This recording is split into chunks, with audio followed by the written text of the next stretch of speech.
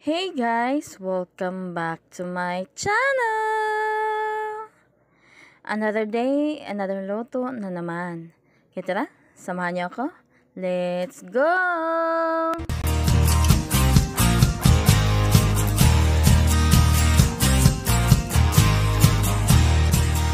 Before we start, I would like to thank all of my subscribers, viewers, silent viewers. Thank you so much for always supporting my channel.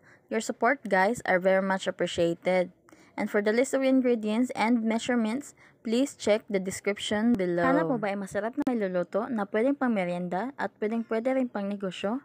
Kung ganon, ang video na ito ay para sa iyo. Dahil ang lulutuin natin for today ay ubi turon. At kung ano ang mga ingredients na gagamitin natin, please tapusin mo ang video na ito para malaman mo. At hindi makukumpleto ang ating turon kung wala tayong wrapper. Yes guys, magluluto po tayo ng wrapper. Tayo na po mismo ang gagawa. At alam niyo ba guys, na sa paggawa po ng lumpia wrapper ay 3 ingredients lang po ang kakailanganin. Naglagay po tayo dito ng 1 cup po ng flour, ng asin, at maglalagay din po tayo dito ng tubig. Paunti-unti lang po ang paglalagay ng tubig guys. At paghaluin lang po ito ng maigi para po walang matirang buo-buo. Alam niyo ba guys na mas maganda din po na tayo po mismo ang gumawa po ng ating sariling wrapper. Kasi po pag tayo po ang gumawa ay matatansya po natin kung gaano po kaalat yung gusto po natin sa ating wrapper. Kasi guys, alam niyo naman pag bumili po tayo sa labas, medyo maalat po or may kaalatan po talaga yung wrapper na nabibili po natin. Kahit bumili ka pa ng unsalted ay medyo maalat po talaga siya. And mabalik naman po tayo dito sa ating hinahalo. Ayan guys, kita nyo naman pag ganyan na po yung kanyang texture. Okay na po yan. Pwede na po natin itong lutuin. At ayan, sa pagluluto naman po nito guys, ay gumamit po ako dito ng non-stick pan at nitong ating paint brush. Yes guys, ang gamitin po natin na brush ay talagang yung brush po na hindi plastic para po hindi po dumikit ito sa ating pan. Na yan, i-brush nyo lang po ng paganyan. Tansyahin nyo lang po kung gaano po kalaki or gaano kalapad po yung gagawin po inyong wrapper. And by the way guys, huwag niyo pong kalimutan na ang apoy po natin dito ay nasa pinaka low heat po para po hindi po madaling masunog itong ating ginagawa. At sa paggawa naman po nitong ating wrapper ay dapat po talaga pag brush ay mabilis po yung kamay nyo para maka-form po talaga agad ng circle. Saka nyo tapalan ng paper brush para matansya nyo kung gaano kakapal yung gusto nyong wrapper.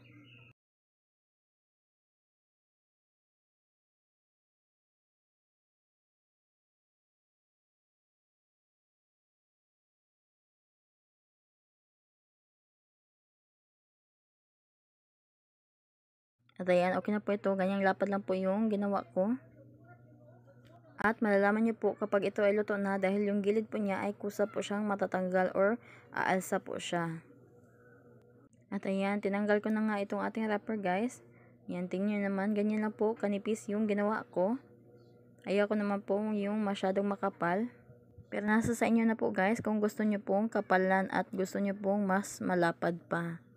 At by the way, sa pagbabrush naman po dito, ay dapat po yung kamay nyo po magaan lang. Huwag nyo pong idiin masyado yung ating brush.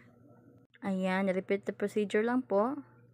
At by the way guys, yung filling po na gagawin po natin dito sa ating lulutuing turon ay ubi. Naalala nyo po guys, yung last upload na po natin ay gumawa po tayo ng ubi cream. Yun po yung gagawin po nating pang filling po dito sa ating gagawing turon. And guys, grabe po, sobrang sarap po nito. Kaya keep on watching po. At kung nakarating ka na sa part na ito, please paki-like naman po yung ating video, paki-subscribe na rin, and please click the notification bell para lagi kang updated sa ating mga susunod pang video. At ayan na nga, patapos na po tayo dito sa ating paggawa po ng ating wrapper. At ang dami po nating nagawa. Nakagawa po tayo dito ng 35 pieces. Hindi mo talaga akalain na sa isang cup lang ng flour ay makakagawa ka na ng ganito karaming wrapper. At sobrang dali pa niya gawin. Kaya kung makalimutan mo bumili ng wrapper sa palengke, ay ikaw na lang po mismo ang gumawa. Madali lang po talaga siya. Ayan, tingnan nyo naman guys, para lang din po tayong bumili. Ayan, tignan nyo naman, ang gaganda po ng mga nagawa po natin. Ayan, kita nyo naman guys, ganyan po karami po yung nagawa po natin sa isang cup lang po ng harina. Kaya kung ako po sa inyo ay try nyo na po itong gawin. Dahil kahit first time mo pa lang pong gumawa nito ay hindi ka po masyadong mahihirapan. Basta sundin nyo lang po yung mga steps po na itinuro po natin. At ayan, dahil tapos na po tayo dito sa ating wrapper, ay simulan na po natin ang pagbabalot. Ayan, ito na po yung ubi na ginawa po natin nung last video po natin. Ayan, gumamit lang po ako dito ng plastic. Kung meron pa kayong piping bag ay mas maganda po piping bag po yung gamitin nyo. Pero ako wala po. Kaya gumamit na lang po ako ng plastic at ginunting ko lang po. Ito po yung magsisilbing gagamitin po natin na parang piping bag. Dahil itong ubi po natin ay medyo madikit. Kaya magiging messy po pag ginamitan lang po natin ng kutsara. Kaya gumamit na lang po ako dito ng plastic. At sa pagbabalot naman po nito ay sobrang dali lang para ka lang gumagawa ng lumpia. At marami-rami din po yung nagawa po natin ditong ubi turon. Actually guys, binenta ko po ito ng tag 10 pesos po bawat isa. And grabe guys, kinulang po talaga. Grabe. Kaya nga kinaumagahan po ay nagluto pa po ako ulit dahil po ang dami pa pong naghahanap. Yung ibang kapitbahay pa namin dito guys ay nalaman na po nila na minsan po ay nagluluto po ako. Kaya po halos everyday po ay pumupunta po sa dito and nagtatanong po kung ano pong niluluto ko po the day.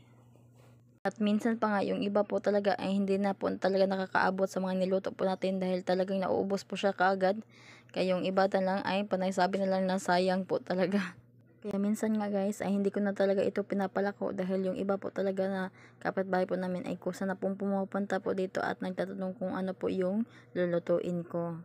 Ayan, tapusin ko lang po itong balutin guys and simulan na po natin ang pagluluto. Ayan, nakapagpainit na po pala ako dito ng pan and lagyan mo lang po natin ito ng mantika. Dapat po talaga ay mainit na po yung mantika saka po natin ilagay yung ating turon. Ayan, nailagay ko na nga itong ating turon. Antayin lang po natin ito ng mga ilang minuto saka po natin ito baliktarin. Ayan, medyo nag-brown na nga itong kabilang sides kaya binaliktad ko na.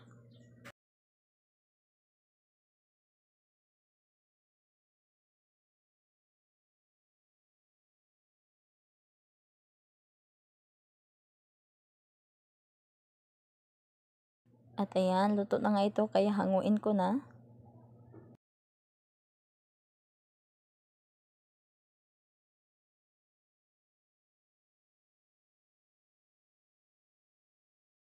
Ayan, kakahango ko pa lang pero itong kasama ko po dito ay panay pudyot na po sa aking nahango.